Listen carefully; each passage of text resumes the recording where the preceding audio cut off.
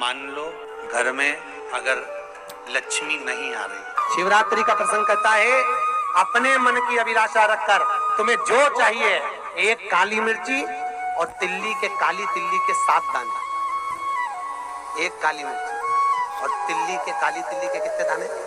7 दाने हथेली में रखकर अपनी कामना कर कर मन से अपने मन के बात को कहकर शंकर भगवान के शिवलिंग पर चढ़ा दीजिए। आपकी मनोकामना, कहते हैं हर महीने शिवरात्रि आती है, इस शिवरात्रि पर, मुख्य शिवरात्रि पर चढ़ाओगे, अगले महीने की जब शिवरात्रि आएगी तो आपकी मनोकामना पूरी हो जाएगी। एक काली मिर्ची और 7 काली तिल्ली के दाने मात्र। महाराज, जिसके घर में क्लेश रहता हो, बहुत ज्यादा लड़ाई झगड़े हो रहे हैं, सास बहू के झगड़े, ना बहू कुछ सुनने को तैयार ना सास सुनने को तैयार, और घर में बेचारे पुरुषों की आपत, यहाँ भाई भाई झगड़ रहे हो, सास बहू में झगड़ रही हो, कुछ मत करिए। गेहूं की बाली को तोड़ो, गेहूं की बाली जानते ना, जिसमें आप लोग तो गेहूं की बाली को तोड़ना है, और बाली 7 बाली तोड़कर अपने घर में घुमाकर अपने घर का नाम और गोत्र बोलकर उसको शंकर को समर्पित कर दीजिए। जिंदगी में कभी सास बहू का झगड़ा नहीं होगा महाराज। शिवरात्रि के दिन उसको समर्पित करिए, आपके घर में कभी क्लेश नहीं बच सकता। और शिवरात्रि के दिन रात्रि को 12 बजे शंकर भगवान पर एक धतूरा चढ़ा दो। क्या चढ़ाना है? जम के बोलिए जरा, धतूरा। ये शंकर भगवान को धतूरा चढ़ा दो। 12 बजे रात्रि को शिव जी पे धतूरा चढ़ाओ, आधे घंटे तक धतूरा चढ़े रहने दो, और आप श्री शिवाय नमस्तुभ्यम का जाप करो। जिस शंकर जी पे धतूरा चढ़ाए उस मंदिर के बाहर बैठकर कौन सा मंत्र जपना है? श्री शिवाय नमस्तुभ्यम। फिर से बोलो, श्री शिवाय नमस्तुभ्यम। धतूरा चढ़ाकर श्री शिवाय नमस्तुभ्यम का स्मरण करिए।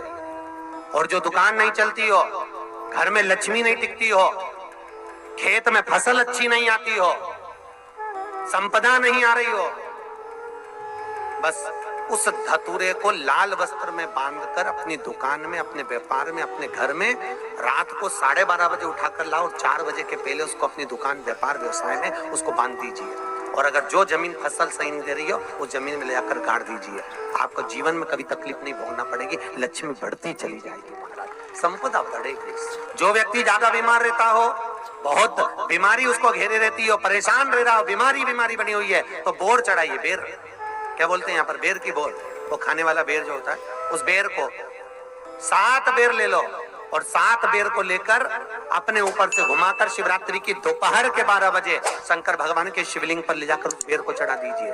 आपका रोग, आपकी बीमारी मात्र 3 महीने के अंदर समाप्त हो जाए। शिवरात्रि के दिन बेर चढ़ाने का बड़ा महत्व है। और शिवरात्रि पर चढ़ा हुआ वो बेर उठाकर ले आइए,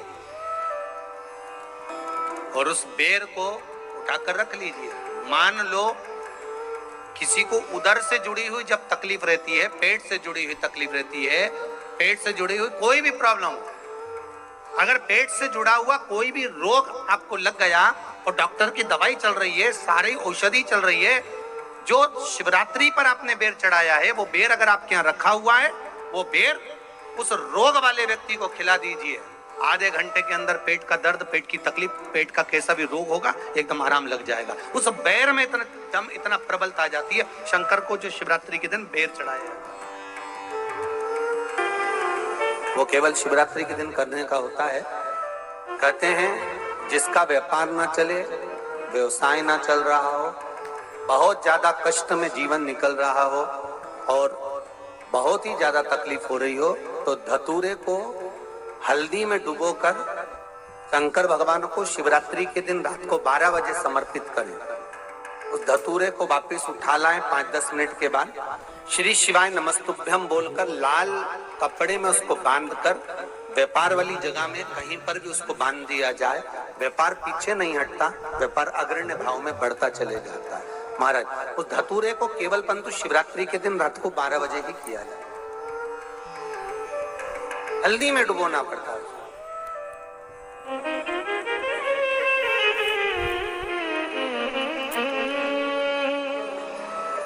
यही प्रमाण एक क्रम में और है महाराज। लिंग पुराण कहती है, मान लो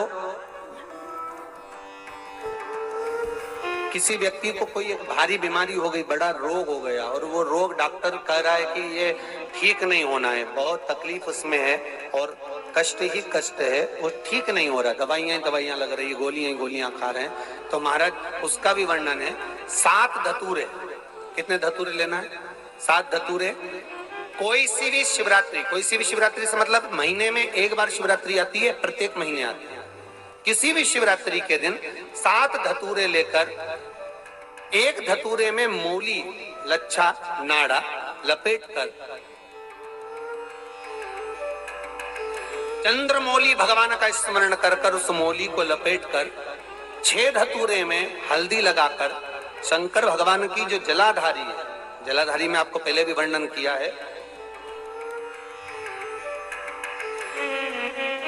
शंकर भगवान का ये शिवलिंग है, ये जलाधारी है, ये भगवान का जल निकलने का स्रोत, चरणारविंद का भाव।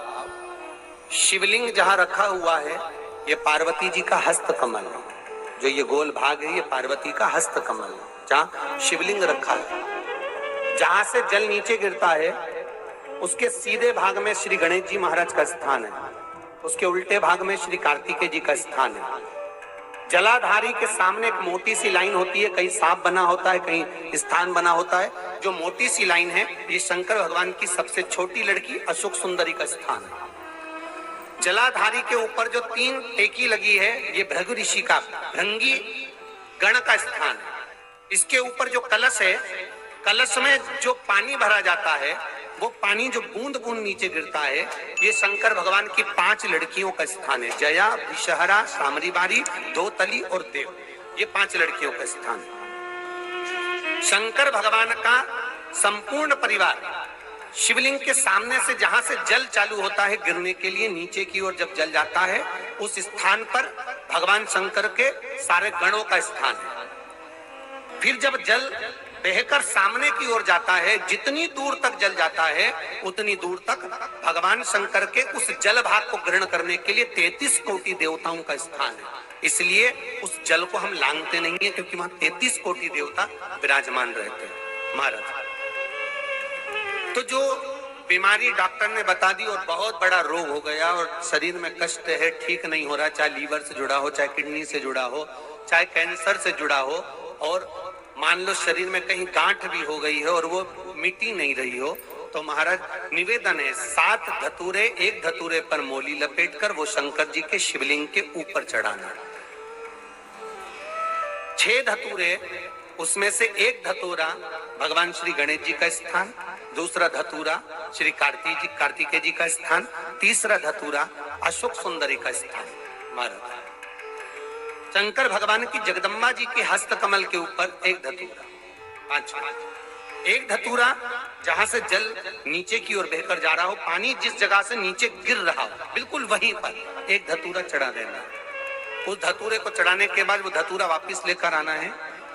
अवधूतेश्वर महादेव का नाम लेकर या चंपेश्वर महादेव का नाम लेकर उस धतूरे को, जो बीमार व्यक्ति है उसका स्पर्श कराकर बेलपत्री के पेड़ के नीचे पटकवा देना है महाराज। धीरे धीरे रोग में आराम मिलना प्रारंभ हो जाता है, औषधियां धीरे धीरे समाप्त हो जाती हैं और व्यक्ति स्वस्थ हो जाता है।